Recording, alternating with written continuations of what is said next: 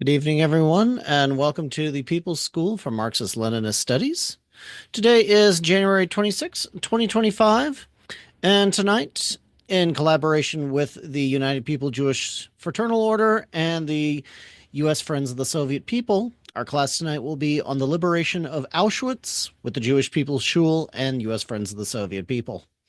A few reminders before we begin. The People's School for Marxist-Leninist Studies is a Party of Communist-initiated school, but not an official party school, so this does allow us a wide range of topics and discussions.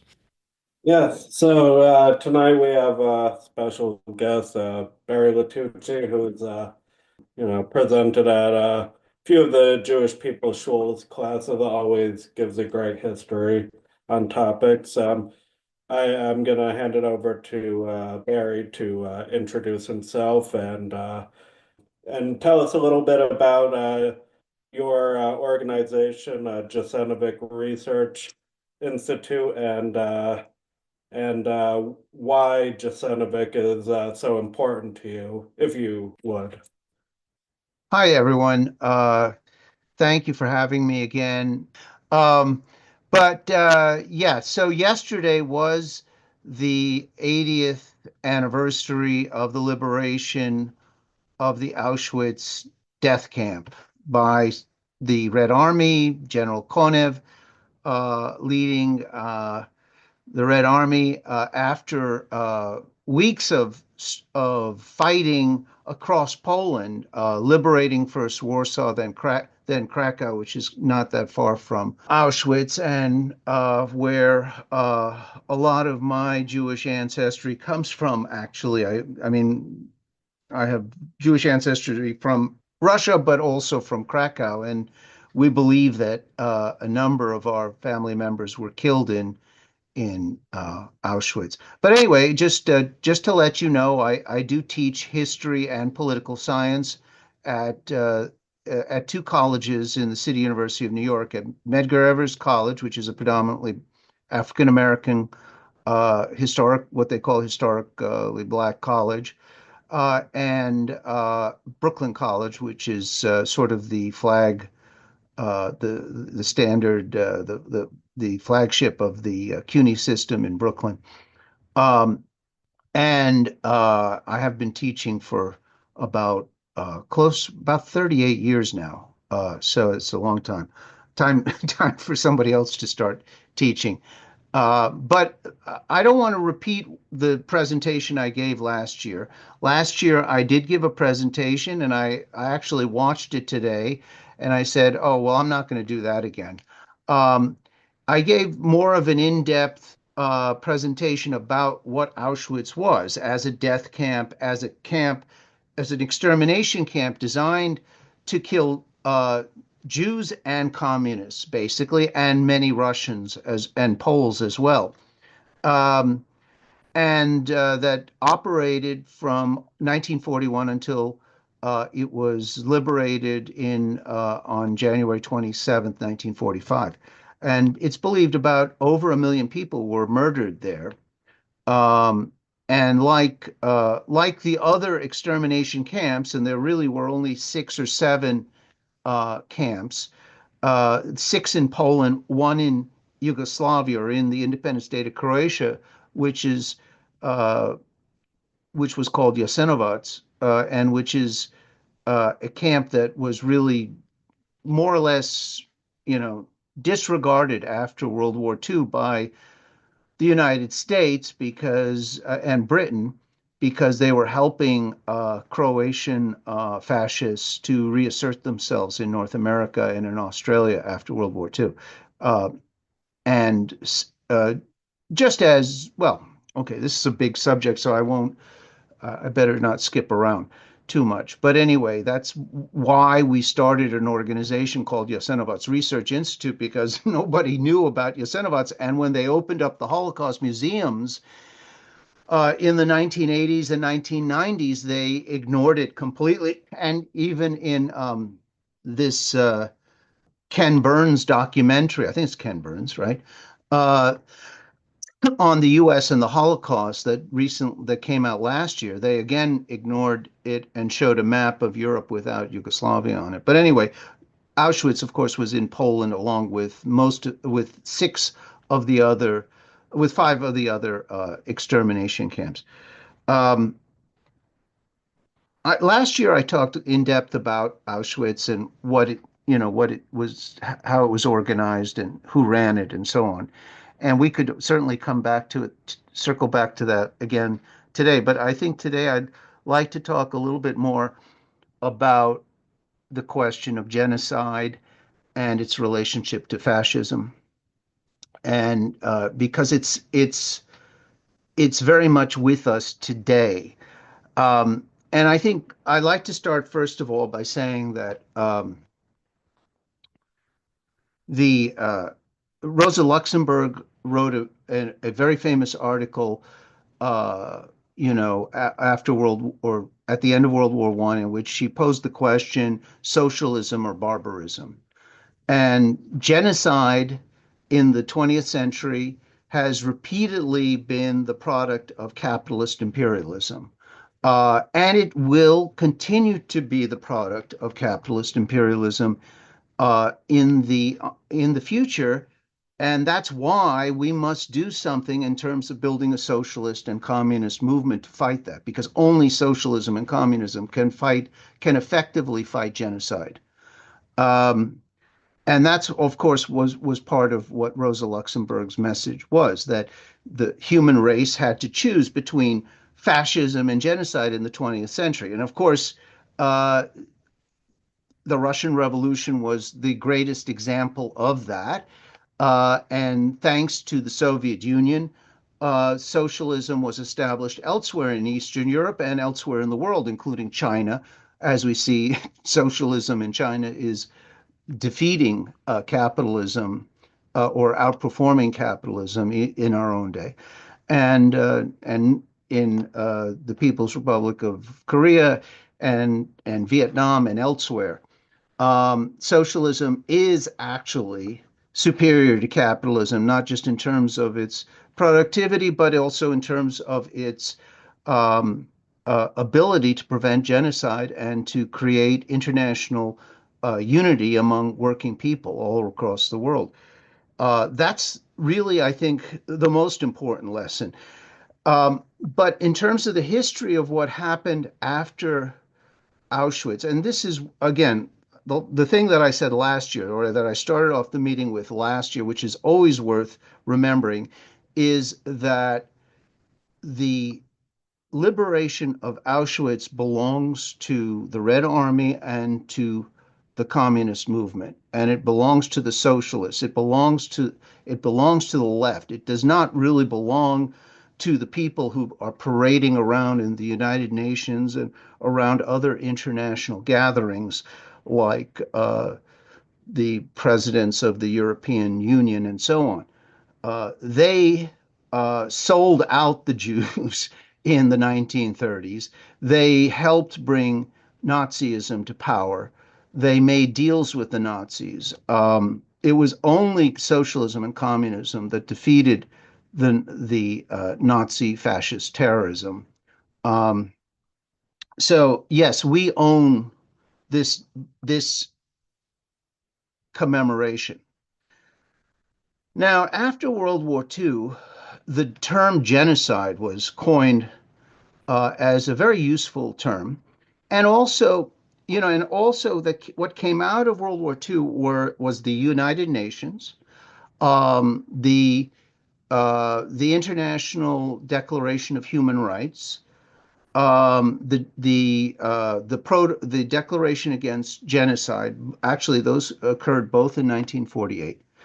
And also, the State of Israel was created, but it was not supposed to be, it was supposed to be a two-state solution.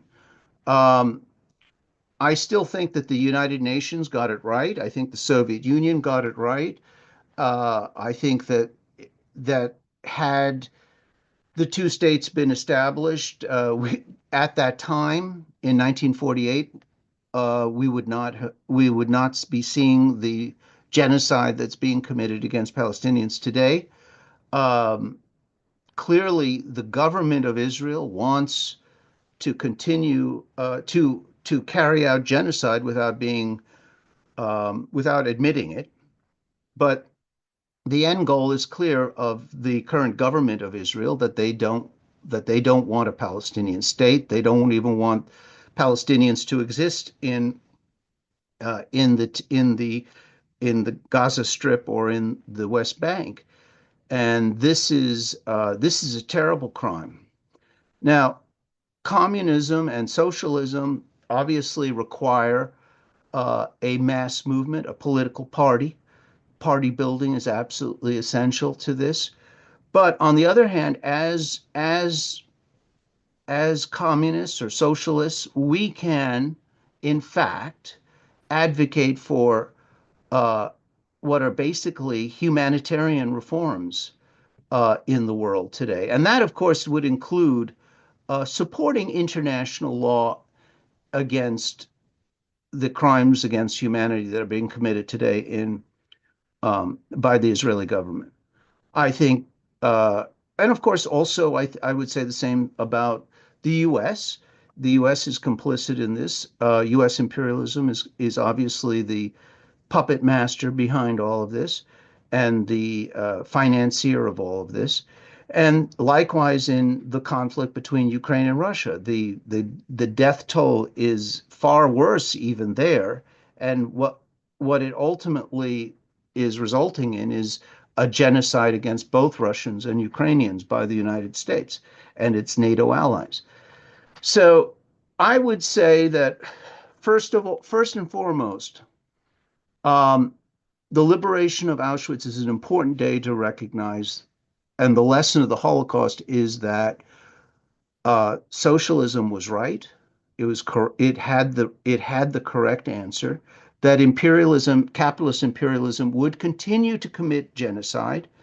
It did after World War I, and it did again, and it is doing so again after World War II.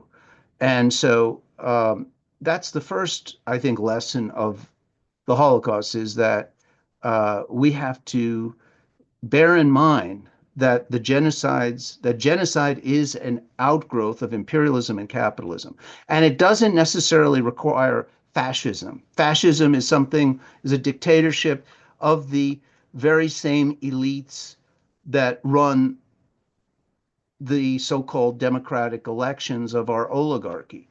But um, at a certain point, for instance, Hitler gave that famous speech at Goering's house at the beginning of 1933. He said, "This is the last election that we'll have for 100 years. So don't worry." He said this to the bankers and the industrialists and the agricultural aristocrats at Goering's house. And the head of the uh, Reich Bank Schlacht said, "Don't worry, everything's going to be fine. We're going to, as a class, as a capitalist class, we're going to just end the Weimar Republic and end elections now and establish the Nazi power, the Nazi dictatorship." And that was in a situation in which they no longer could hold power. The capitalist class could no longer hold power any other way but through dictatorship, and that was fascism. And similarly, had occurred in Italy as well in 1922. But the we see that genocide can be conducted under so-called democratic capitalist imperialism as well. And imperialism has always been the mother of genocide from the 1800s onward. Uh, so imperialism is really the main cause of genocide in the world today. Now, after World War, during World War II, Russia, or the Soviet Union, I should say, the United States and Britain were meeting and had certain meetings in 1943, 44, 45. Um, some of them are famous, like the Yalta and and uh, and the Potsdam conferences, but there were other Moscow agreements dealing with the establishment of international law after World War II. the Soviet Union was central to that. If, in fact, had the Soviet Union not advocated, there wouldn't be any international criminal court. There wouldn't have been a Nuremberg.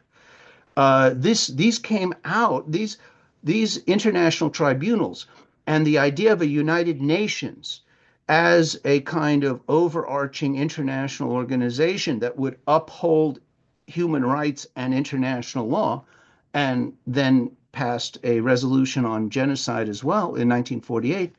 All of this came out of discussions in Moscow with the Soviet Union, and that Roosevelt's government and Churchill's government agreed to. And so we should not, even though we see today that they don't play a good role in they don't play an effective role. Let's put it that way. But the fact that they exist at all is a credit to the Soviet Union, really, because they wouldn't have existed at all had the Soviet Union not been in favor of it. And we certainly know that Truman, when he became president in 45, he wanted to get rid of all of this stuff. He didn't see any need for any of this. And so the Declaration on Human Rights, which was passed, I think, the day before, the day after the Declaration on Genocide, was something that the United States agreed to, but has never actually implemented because there are so many things in that decree. But all of that came out of as a result of the of World War II and also the Holocaust. The obvious need to address the issue of genocide, and that we still have to address today. That doesn't mean that we obliterate Germany or that we obliterate Israel. I still think the two-state solution is the correct solution. It is the correct solution for both Israelis and or Jews and Palestinians. And the problem is that we don't have the international institutions to enforce that. And of course, U.S. imperialism is not in favor of, is actually not in favor of a two-state solution, even though it's given, you know, verbal support for it in the past. Anyway, these are some of the themes that I wanted to bring up, and that and I don't really, I know I'm over time, so I don't want to talk any more than that, and we can have a discussion after this. So I'll just close it there, and just emphasize the importance of understanding that the Holocaust is, it was the most complete genocide of any one people. But that doesn't mean because you were a victim one day that the next day you couldn't also become a victimizer. And Israel, with the help of the United States, has, or the Israeli government today, at least under Netanyahu, has become the victimizer and the genocider after the Jews were the victims of genocide. So this is the ironies of history, and I'll leave it at that. Thank you, Dr. Latucci. We'll now break for a round of conversations and questions. I have a habit of asking really big questions, so I'll try to keep it from going too grandiose. But basically, when Netanyahu especially and the far right say, oh, this is anti-Semitism, this is anti-Semitism, anything criticizing Israel doing anything is anti-Semitism, that is their line. It's basically like a way to delegitimize any sort of criticism.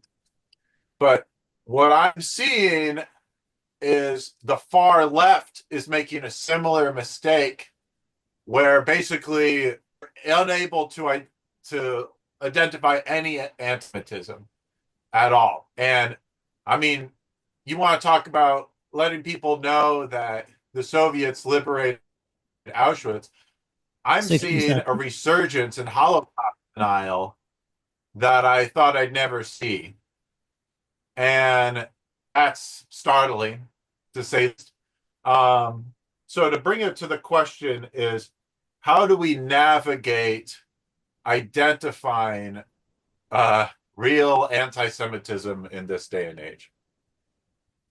Right. So I mean, you're absolutely correct that the right, whether it be the imperialist right in the United States and the NATO countries, or the right or the current regime in Israel, have weaponized this whole issue of anti-Semitism to say that anybody who criticizes Israel is anti-Semitic. Now, of course, that's stupid and wrong, and all we can do really is try to fight that with facts and logic.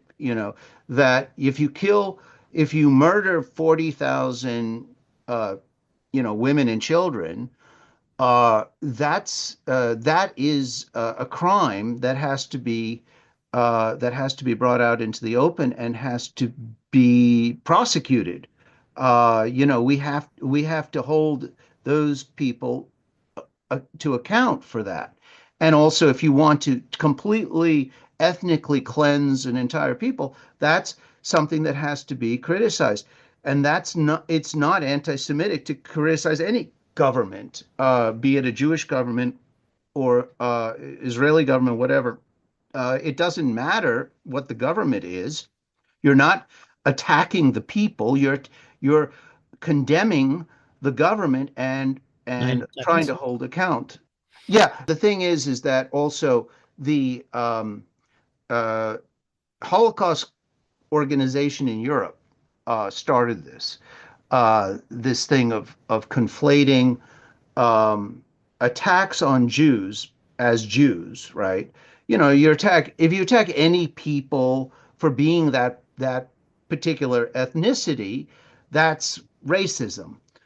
But if you are attacking the government of Israel, that's an attack on the government, and those are two different things. You shouldn't conflate the two things. Uh, so, that was started by a Holocaust commemoration organization in Europe. I can't remember the exact name right now, but anyway, it's the European Union's Holocaust organization, and they started that, and that's now infected or has come into the United States. Although there's a lot of pushback against that by intelligent people across the political spectrum, and hopefully that will that stupidity of conflating those two things will be defeated 3 politically. minutes. Thank you. Yeah, like Lecter said, there's a growing rise of Holocaust denialism. Can you just clarify a little bit how much did the average German person know during the 1920s to 1940s? Thank you. Oh, well, that's a very difficult question to answer because, first of all, the Holocaust really begins in 1941 anyway. There was a historian in the 1970s and 80s named Arno Meyer, who argued, in fact, that there wouldn't have been a Holocaust had Hitler not invaded the Soviet Union. And in fact, the very first anti-Jewish mass killings, were actually done in those countries bordering the Soviet Union by collaborators of the Nazis, like, for instance, the Croats in Yugoslavia, who rounded up Jews and Serbs and Romas, more commonly referred to as gypsies, in a pejorative sense. So there were mass killings of certain ethnic groups outside of the Soviet Union prior to the actual day of invasion of the Soviet Union, which was June 22nd, 1941. But as soon as that's when. So did the German people, the average German people, really know what was going on? I don't think so. I really don't think so. I think that a lot of people did know, 90 seconds. obviously there were a lot of people who knew about anti-Semitism because there were the Nuremberg laws going back to 1934, 35, but the actual mass murder of Jews, I don't think most Germans knew about that, and they were actually shocked when they saw when they were forced to view the camps after when the war ended in 45. I mean, a lot of people were Minutes. shocked. Thank you. Yeah, thanks again, Barry, for making it. It's always fascinating, always a good conversation. And I know we've talked, I know you have classes and you meet students day to day. I'm just kind of curious about that day-to-day interaction with your students. Do they have a hard time connecting, or if I'm like missing, like characterizing them, let me know, but do they have a hard time connecting this anti-Semitism that's maybe rising in our country, in Europe, connecting that with what the Soviet Union did, which was, liberate Auschwitz, protect the Jewish people. And we could talk about what the Soviet Union did to Jewish people as far as like affirmative action goes. But do they have a hard time understanding that connection and like this rising fascism that's happening in our country, whether it's through the people around Trump or Proud Boys or things like that? I'm just curious about that. 60 seconds. Yeah, well, I think that young people in general are unaware of the accomplishments, the positive aspects of socialism and communism in the 20th century and even today, which continues in China, Korea, Vietnam, I mean, Cuba, all of these places. And, actually, socialism is becoming more and more popular around the world as we see. So I think that that's the most important lesson for the younger generation, say that I have in my class. I don't think that they're aware either of the role of socialism, communism in fighting fascism and in preventing 60 genocide, seconds. but I think they are aware of anti-Semitism because I do have Jewish students, and in general, I think that the lessons of fighting racism are connected to the lessons of understanding the Holocaust. It's not just a Jewish thing. The Holocaust is not just a lesson about what happened to the Jews. It's what happens as a result of racism and class oppression in general. That's the lesson. That's the lesson that has to be brought out about the Holocaust for young people to understand today. And that's what we see in the world today. That lesson is being ignored by the United States and its NATO allies, including Israel. Thank you. Really quick, Dr. Angelo, I saw your hand was up earlier. Did you have a question you wanted to ask? Yes. I want to thank Barry for showing up tonight and giving us an excellent explanation of what fascism has done and imperialism has done. My question is this. I am worried that I've seen among the communist movement new forces, mostly young, who are anti-Semitic. I've come across this. I've never seen this all my years in the communist movement.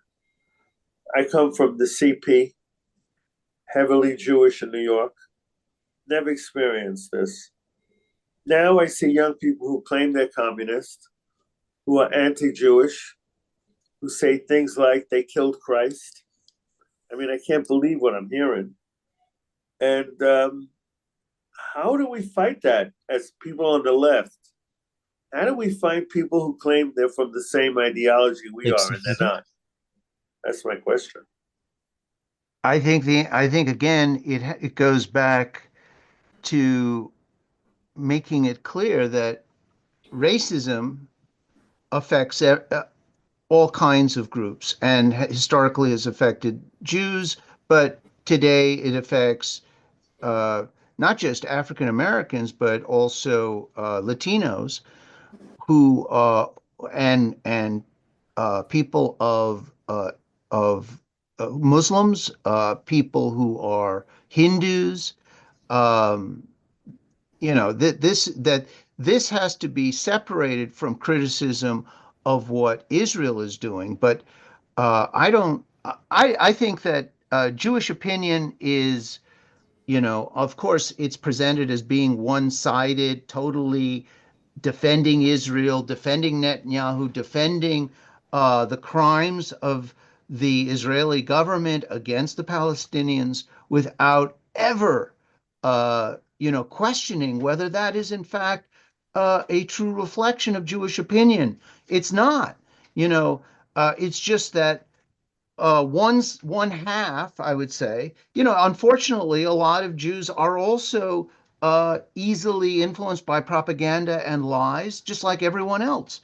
It's this is not this is not a problem of just one group of people. Everybody is easily deceived by the mainstream media, by the leading our government institutions, our political misleaders, our demagogues who run the oligarchy in this country and in the NATO countries. They're deliberately misleading us, and so yeah, there's a lot of wrong Jewish opinion in the world today. I wish it were more like it was in the 1950s, 60s, and 70s when Jewish opinion was on the left. But Thanks, there's James. still a lot of people, I'd say a silent, at least, if not majority, then large minority of Jews who understand that what Israel is doing is are crimes and that they have to be prosecuted, and that unfortunately we don't have the institutions that were created after World War II are not strong enough to prosecute the criminals in the case of Israel. I wish they were, but it's good that they at least were accused of these crimes. And young people can take the lead still, as they did last year, in bringing this to light. The protests across college campuses were a very good thing, 2 minutes. a great thing. But even if people didn't necessarily understand all the political history involved. Yeah. One of the things that I wanted to actually address was a comment that was made, or a question that was asked earlier about how much the average German actually know about the Holocaust and what was going on. And surprisingly, the answer is a lot more than people think. A lot more than people think. The documentation is shown, as well as the countless interviews have shown, people knew that they were being detained, Oh yeah, that they were being treated poorly, but that they didn't know fully about the exterminations. They knew about the that's right. detainment and a lot of that. You're right. That's basically correct. People knew that Jews were being targeted. Obviously, Jews were trying to leave Germany or the countries associated with the Third Reich. But did people know what actually awaited uh, Jews in the extermination camps? Not so much. No. Or what was going on in those camps. I think, yeah, the first camp, um, I can't remember the name now. Oh my goodness, I'm having a senior moment. Anyway, but that camp obviously was, which was not an extermination camp, but a concentration camp, was an example of something that educated people about what the Nazis, what the fascists were doing to Jews, but also to communists at that time, and trade unionists, socialists, being rounded up and put into concentration camps. But so people did know that. But the idea that they knew all about the extermination camps, I don't think that was true. That's been put forward by some Jewish historians on the right. Um, and again, I'm sorry, but I can't remember the names of there's a book called Hitler's Willing Seconds. Executioners. That was a book that tried to argue that all the German people knew what was going on, and that book is not accurate. I'm sorry. That's just not true. You can't blame the entire German population for what went on in Auschwitz. 90. Although, yeah, okay, I'll leave it there. Although I generally agreed with what said, in his original comments. All right. According to General Secretary Joe, it was Dachau. Dachau, I'm sorry. Yeah, I'm sorry. Yeah, I didn't. I could. I was just having a senior moment. Sorry about that. Not a problem. Dachau. Um, Dachau was in operation from the beginning. That was where they sent the communists and the socialists right from the beginning, and then they sent Jews as well. And so people knew about Dachau from 1933 onward. So that much people did know. So I mean that Jews were going to be put in concentration camps along with communists and socialists and trade unionists and certain other religious like minorities. Thank you, Dr. Latucci. We do need to move on, though, so please keep your hands up and we'll get to you at the next conversation. Remnants of Nazi Germany linger on. This is from post-World War II West Germany, denazification or renazification. Says anti-Semitism grows in West Germany as former Nazis hold high posts. A sharp rise in anti-Semitism has accompanied economic and military revival in West Germany. Some of its extent was revealed in a recent case involving Friedrich Nieland, a 62-year-old Hamburg merchant. He wrote and distributed a pamphlet entitled "How Many World Money Wars Do Nations Have to Lose?", in which he termed the slaughter of 6 million Jews an immense lie, quote unquote, against the Germans, and described the killing as a maneuver launched by secret representatives of international Jewry. Early last year, Hamburg police seized the pamphlet after it had been mailed to several prominent persons, including federal ministers and deputies.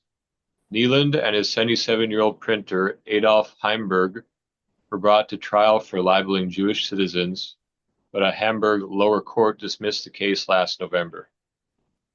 Judge's history. The public prosecutor appealed to the Hamburg Supreme Court, which quashed the charges last month on the grounds that the author had separated the Jewish people from international Jewry, quote unquote, and any measure suggested in the pamphlet were directed against the latter. Hamburg Deputy Mayor Dr. Neuermann did some research and learned that Chief Justice Enno Bude, who had handed down the decision, had been convicted in 1927 for acts against the Weimar Republic. During the Nazi era, he had advocated anti-Semitic laws. In 1948, he refused to convict a former Gestapo official charged with atrocities in a concentration camp, and in 1952, he quashed charges against a police official who had called the Federal Republic's flag a dirty rag, on the ground that the official meant only that the flag needed washing. Justice Bude's decision was widely reported in the press, especially in Britain. Max Brauer, mayor of Hamburg, went to Bonn to protest directly to Chancellor Adenauer, who ordered the Bundestag to pass legislation making racial defamation illegal. The results. The Chancellor's order raised considerable protest and several incidents of anti-Semitism followed. Many lawyers wrote letters to the newspapers accusing the government of trying to destroy democracy by interfering with the courts. One such letter to Hamburg's Die Welt said that the vast majority of the German people regards a reasonable minimum of anti-Semitism as in no way deplorable. The Nieland case drew public attention to the issue, but there have been many earlier occurrences of anti-Semitism in West Germany and in West Berlin, although there are less than 30,000 Jews left in the area. Jewish synagogues and cemeteries have been desecrated. Teachers like Ludwig Zind and Dr. Stielau brought anti-Semitism to the schoolroom. Stielau charged that the diary of Anne Frank was a forgery. Large numbers of former Nazis are returning to positions of power, which they continue which they used to spread anti-Semitism and to protect those accused of overt acts. It is estimated that at least 153 former Nazis are public prosecutors. 149 hold offices in district courts. 147 are in upper provincial courts, and 93 are in key positions as directors or presidents of lower or upper provincial courts. Posts in government. The Manchester Guardian noted that 3 out of every 4 German judges first held an important post under the Nazis, and it would have been surprising if some elements of Nazi dogma had not become interwoven with the usual German attributes of hair splitting and giving precedence to the letter of the law over its spirit. If I can comment just briefly on that, the reason there were so many Nazis, Germany actually, West Germany, of course, Germany was divided after World War II into the Bundesrepublik, which was a puppet state of the United States, and the Deutsche Demokratische Republik, or German Democratic Republic, which was a communist country allied to the Soviet Union and occupied by, well, actually, Soviet troops were there, yes. And the West did not uphold its agreement with the Soviet Union during World War II and after World War II to bring the Nazis to trial, to arrest the Nazis, to eliminate the Nazis, to denazify West Germany. The United States and Britain simply did not uphold that, and they started to actually protect the Nazis almost immediately after Truman came into office, and even brought in the former Nazi intelligence chief into Washington, D.C. to help reorganize and establish the CIA.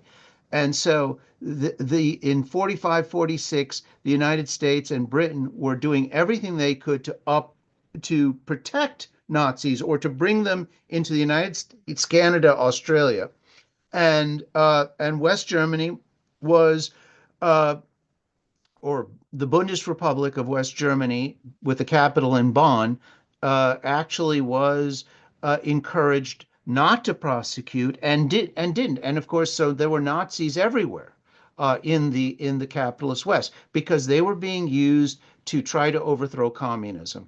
This story is one of the most important stories and lessons of World War II, of modern history.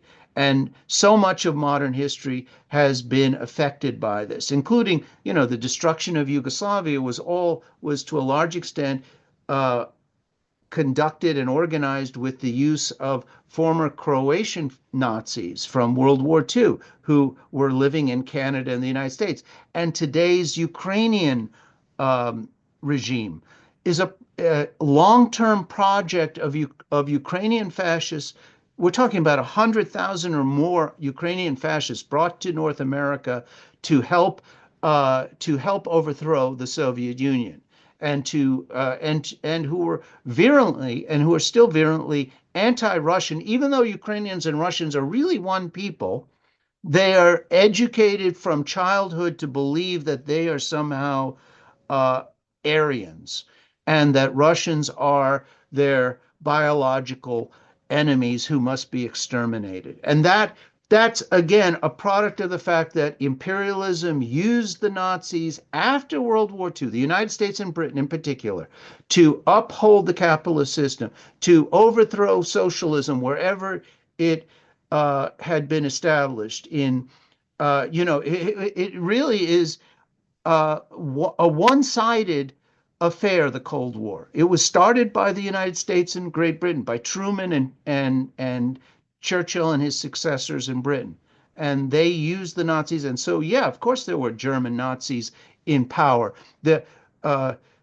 Mengele was enjoying a lovely retirement in Sao Paulo, Brazil, until he died of natural causes in the 1970s, as were many of these ex-war criminals. So that's the story there. That's one of the most important lessons, and even one of the candidates for prime minister in Canada, Freeland, is the granddaughter of a Ukrainian Nazi propagandist of ill repute. There was even one who was given some kind of award last year in the Canadian Parliament. Anyway, that's so we didn't learn very much from the Holocaust, it would appear, especially since we even had a Nazi as the UN General Secretary in Kurt Waldheim in the 1970s. Sorry. Holocaust survivor Eva Sepisi has a warning for the world. Don't let history repeat itself. Asked about how she views rising anti-Semitism and right-wing populism, she said, Es ist erschreckend, auf jeden Fall. It is terrifying. It is definitely terrifying that it is like this. And that is why we have to do something about it in the very beginning. Was tun am Anfang. Because the Shoah did not begin with Auschwitz, but with words, silence, and society looking away. And every single person should do something to ensure that something like this never happens again. The 92-year-old survived Auschwitz, the Nazi death camp liberated 80 years ago by Soviet troops. She's among a group of survivors voicing concerns about the current political climate. During a visit to the Jewish Museum in Frankfurt, Germany, she recalled being a young girl and on the brink of death at Auschwitz. She said prison guards mistakenly thought she was dead already and left her behind. She did not speak about her experience for decades. In 2016, she discovered a death list containing the names of her mother and brother. And then I was able to grieve, to cry. I couldn't do that before. 96-year-old Teresa Regula was also brought to Auschwitz. It's difficult to make out the numbers the Nazis tattooed on Regula's arm, but they're fresh in her mind. 22-0-11, she said. Once a healthy child, she contracted chickenpox, measles, and scarlet fever in the camp. The thought of reuniting with her father kept her alive. Those dreams were dashed when she later found out he had been mistakenly shot by Russian forces when they liberated the concentration camp he was in. Speaking at her home in Krakow, Poland, she says terrible things are happening in the world. People didn't draw any conclusions, she said, adding she chose not to have children so they wouldn't have to go through anything like what she suffered. Yeah, I included I think the lesson of, Auschwitz, memory of Auschwitz is most important today. We have the current president who has openly scapegoated Latino people, collectively calling them drug dealers and rapists. We've had the same man, basically, he passed an executive order saying that LGBT people don't exist, or the trans people don't exist, that it's all lunacy. We're seeing all this scapegoating happening. Meanwhile, the worm tongue speaking in his ear, Elon Musk, is going around the world propping up parties like the Alternative for Germany, which was founded by former Nazis and has connections with neo-Nazi organizations, saying that they are the only ones that could save Germany. So it's terrifying. And people, and I've been seeing people on the so-called left even saying, "Oh, you're just exaggerating. This is it's Trump derangement syndrome." But no, this is what happened in Germany. People weren't taken seriously, and it just kept getting worse and worse, and then finally the Holocaust happened. So anyway, we could open for discussion. And so we'll go for our next discussion round. Just land rights given to Jewish people. I was enlightened to the fact that in 1934, the Soviet Union had actually created an oblast for Jewish people titled the Jewish Autonomous Oblast. I was just curious if anybody had, because even though I had searched a little bit on it, I wasn't able to get a very, very good picture of it, whether or not it's a lack of information or more so revisionism, like other people say. But I was just curious as to what the role of the Jewish Autonomous Oblast was during the World War II era, or whatchamacallit, pre-World War II era, just in general. Just completely open question. Again, I know nothing about it, but I was just wondering if somebody happened to know something in regards to that, because Can I answer quick? Yes, absolutely. I do want to go on about Berevision. Started the first Jewish state, before Israel. But yeah, we do want to stay on topic. I'm going to put a link in the chat because the UJPFO under the People's Schule did a class on it. And it's really good, and it'll talk all about that. But thanks for bringing that up. But we do have to stay on topic. So absolutely, I do understand. No, I appreciate it. All right. That was a good class. Yeah. Thank you. Thank you. Yeah, I also want to say thank you, Dr. Latucci. It's always very interesting hearing your presentations. But yeah, like we were talking about earlier with how a lot of there's been a rise in anti-Semitism, and how groups on the left and so-called communists are kind of jumping in on this. And I know, especially seeing a lot of people on the internet, or there will be posts that are anti-Israel, and they will just be spreading anti-Semitic conspiracies or anti-Semitic stuff. And these people, since they're so, and I to a certain extent, I understand they're well-intentioned. They want to help the Palestinian people, but they're so anti-Israel that they're consuming this anti-Semitic propaganda and spewing it out as anti-Zionist or anti-Israel.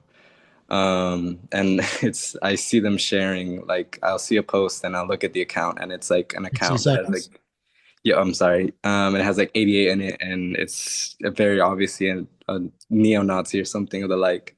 Right. But no, 88 is to represent the initials of Adolf Hitler. Yeah. Thank you. And represents Hitler. And I kind of lost my thought, but no, yeah, and it's obviously communists have been the most successful at fighting fascism.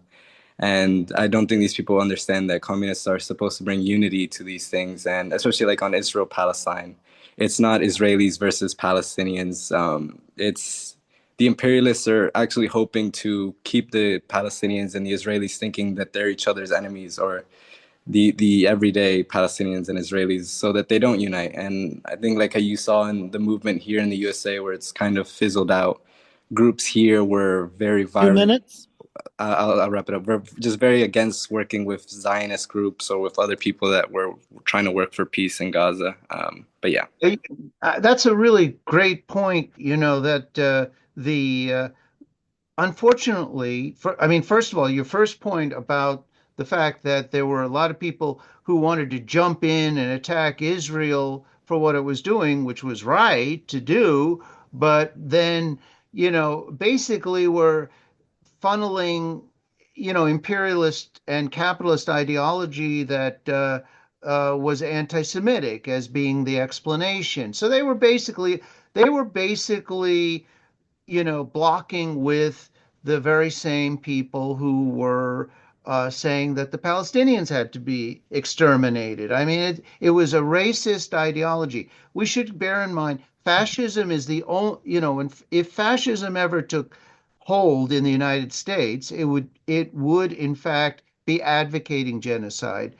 We do conduct genocide, but we don't technically actually advocate it, you know. 60 seconds. But the other point that you made, though, the left did not do a good job in the United States because there is no left.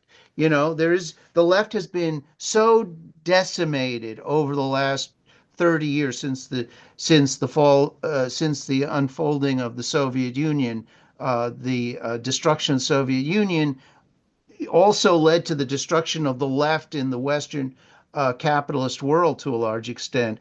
And since then, you know, there's been a lot of confusion. We still need a socialist, communist left. You know, we still need that. We still need it to fight. That's the only solution to fighting imperialism, genocide, and racism in the world today.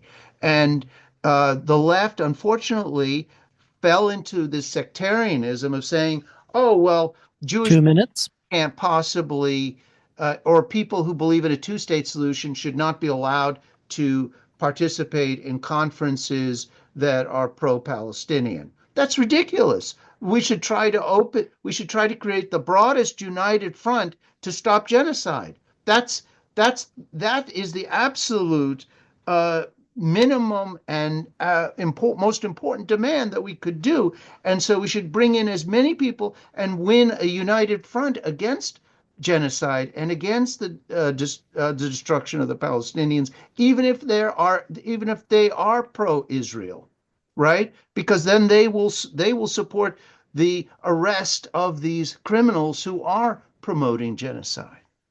So I definitely felt your question totally, your comments, especially your latter comment, but also the earlier comments. That's it.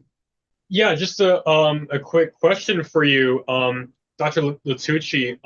When it comes to the founding of the State of Israel, I'm aware that there were complex situations surrounding An-Nakba, the massacre, right, which left thousands of Palestinians displaced, being forced to flee either to Egypt or other countries in the region.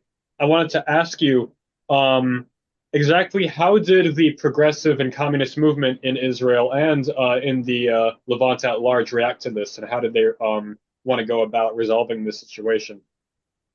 Well, the problem was that, you know, the Soviet Union clearly wanted to have a two-state solution. The United Nations in the 1947 plan said it should be like 50-50 or 51-49% in terms of land for an Israeli state and for a Jewish state and for a Palestinian state.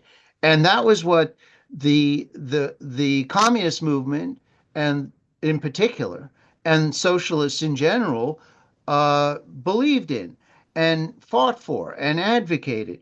But it is true, first of all, what happened in 1948 is that you had both crimes committed by the Israelis, especially the Israeli right, against Palestinians. So that's why the Palestinians call it the Nakba.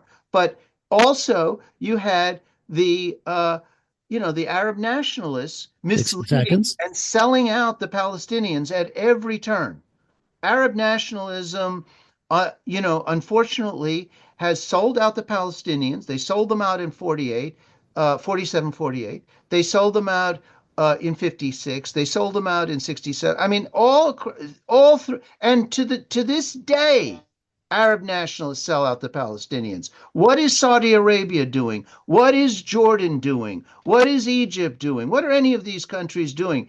And now the United States has taken advantage of the corruption of the Arab nationalists and the Arab regimes, which are very reactionary and don't give a damn about the Palestinians, really, and destroyed Syria. And, it can go. It can get even worse. I mean, 2 minutes. Attack Yemen. I mean, the Houthis. I would give them credit for at least standing up for the Palestinians. Saudis didn't do it. Jordanians didn't do it. although Jordan is mostly a Palestinian country, actually, with all of the refugees there. So there were sellouts, there were crimes committed on both sides.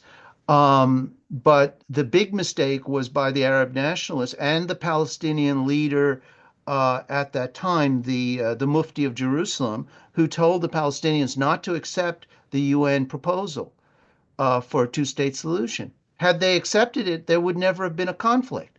There would have been, and Jerusalem would have two states would have two capitals today, a Palestinian capital and a Jewish capital, and instead of the current situation. Yeah, Dr. Litucci, it's an honor to have you here. I always enjoy hearing from you. I just wanted to ask, recently on January 27th, I think it was the UN or whatever, they held a Auschwitz Liberation Memorial Day. Right. But because of the invasion of Ukraine by the Russians, and I kind of feel like I know where you're going to go with it, but they were not allowed to participate in that memorial. And I just wanted to get your comments on that. Yeah, I mean it's ridiculous that the UN is it has the U.S. and Britain and France on the who really can control a lot of what goes on in the UN. The United States and its NATO allies have excluded Russia. And it's not just because of the war in Ukraine. They love the fact that they can exclude Russia because then they don't have to talk about what the Soviet Union did to end the Holocaust. The Soviet Union ended the Holocaust, not the United States and Great Britain. Okay, 1/3 of the global Jewish population died in the Holocaust. 1 out of every 3 Jews were murdered.